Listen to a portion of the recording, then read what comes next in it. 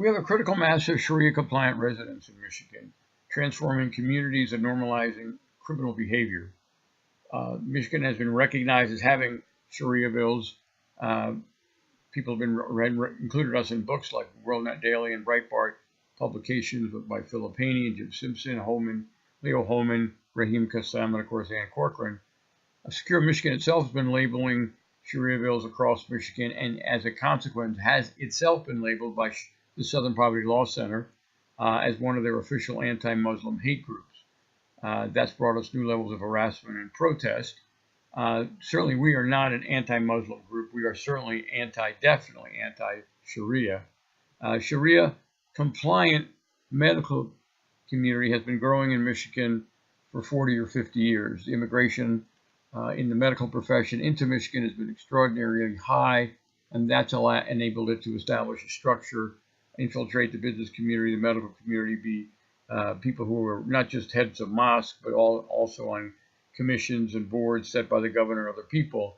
That ability has been able to cover up crime.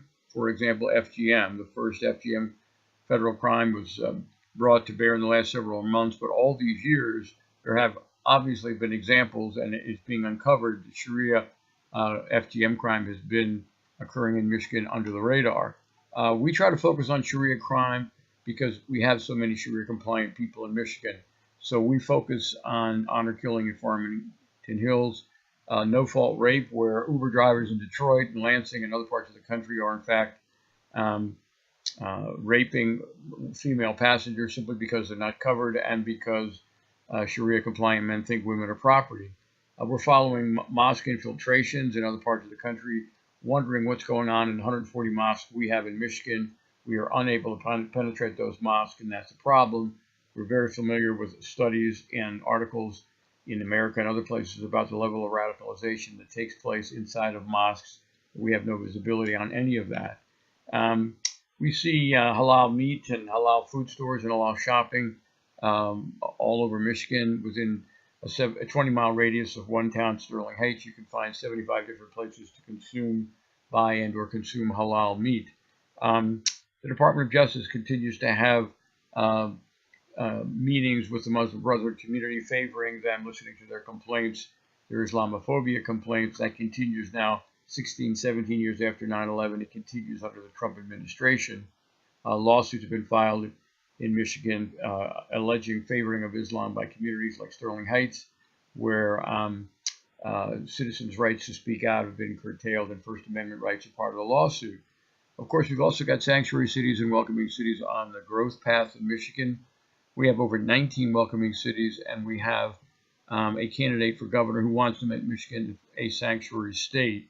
That's certainly part of deterioration of life in Michigan. We have a candidate who is a former officer in the Muslim Student Association, whose father-in-law continues to be a prominent part of the executive team of CARE Michigan.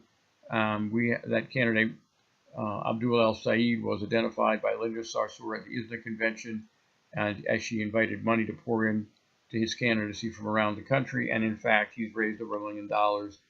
If you look at the contribution record, you will see large numbers of donors from the medical community. Clearly, Sharia compliant medical community is a big part of Michigan's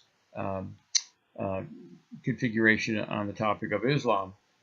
So we are in a spiral in Michigan, and that's one of the reasons that we're focusing on Sharia crime, and that's why we're participating in the Sharia Crime Stoppers program.